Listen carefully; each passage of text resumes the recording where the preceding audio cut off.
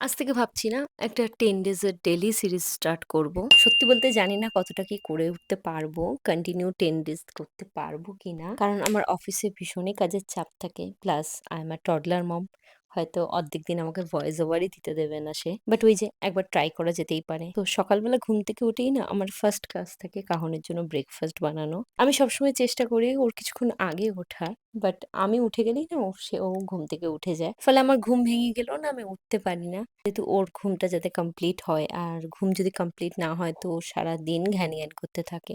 সেরকম দেখতে গেলে আমরা কিন্তু দুজনে মিলেই ব্রেকফাস্ট বানাই। ও আমাকে অনেক কিছুতে হেল্প করে। আমি এখন থেকেই ট্রাই করি ওকে সবকিছুতে যেন পার্টিসিপেট করাতে পারি। তো কালকে ওর জন্য বানানা প্যানকেক বানিয়েছিলাম।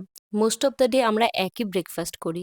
প্যানকেক হোক বা ঝাল সুজি হোক বা মিষ্টি চালের পোলাও, আমরা ব্রেকফাস্টটা একই খাবার চেষ্টা করি। কাল যেহেতু স্যাটারডে ছিল তাই কৌশিকের অফিস ছিল না, তাই তাড়াহুড়োটাও কম ছিল। তো ব্রেকফাস্ট করার পর আমার ফার্স্ট কাজ হচ্ছে ঘর পরিষ্কার করা, বেডটাকে ক্লিন করা। বেডটা যদি ক্লিন থাকে না মনে হয় যেন পুরো ঘরটাই ক্লিন রয়েছে। আর শীতকালে তো ডেইলি ডাস্টিংটা করতেই লাগে। শীত হোক বা গরম আমি চেষ্টা করি প্রতিদিনই অন্তত ডাস্টিংটা করতে।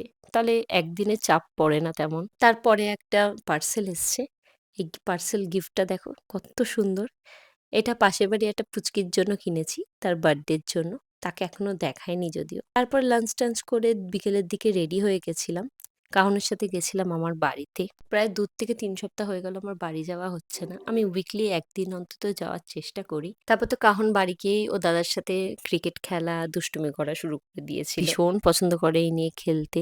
বেশ কিছুক্ষণ থাকলাম। প্লাস ৯টা থেকে ৯:৩০ র দিকে আবার কাহনের সাথে বাড়ি চলে এসেছিলাম। এইভাবেই কাটিয়েছিলাম কালকের সন্ধ্যাটা। চেষ্টা করব রোজ একটা করে ডেইলি ভ্লগ দেওয়া। বাই।